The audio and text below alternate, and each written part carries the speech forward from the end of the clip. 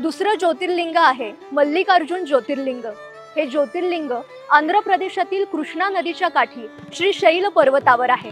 आंध्र प्रदेशातील हे निसर्गरम्य मंदिर दक्षिणेचे कैलास म्हणून सुद्धा ओळखलं जातं।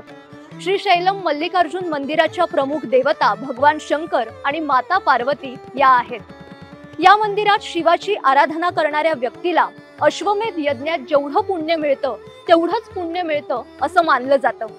या मंदिराच्या बाबतीत शिवपुराणात एक कथा आहे। एकदा गणेश आणि कार्तिकेय यांच्यात आधी विवाह कोणाचा होणार यावरून वाद झाला।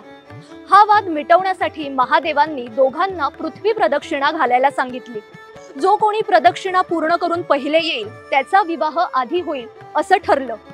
कार्तिकेय पृथ्वी प्रदक्षिणेसाठी निघाले। इकडे गणेशाने भगवान शंकर आणि माता पार्वती यांना जग मानून त्यांना प्रदक्षिणा घातली, त्यामुळे त्यांचा विवाह आधी झाला। ज्यावेळी कार्तिकेय पृथ्वी प्रदक्षिणा पूर्ण करून परत आले तेव्हा त्यांनी पाहिलं की गणेशाचा विवाह आधी झालाय। त्यामुळे ते रागवले आणि क्रोधित होऊन क्रौंच पर्वतावर गेले। भगवान शंकर आणि माता पार्वती आपल्या मुलाला भेटण्यासाठी क्रौंच पर्वतावर गेले, पण त्यांना पाहून कार्तिकेय अधिकच दूर गेले। मग त्यानंतर आपल्या मुलाला भेटण्याच्या आकांक्षेने भगवान शंकर आणि माता पार्वती ज्योतीच्या रूपात त्या ठिकाणी विराजमान झाले आणि असं हे मल्लिकार्जुन ज्योतिर्लिंग।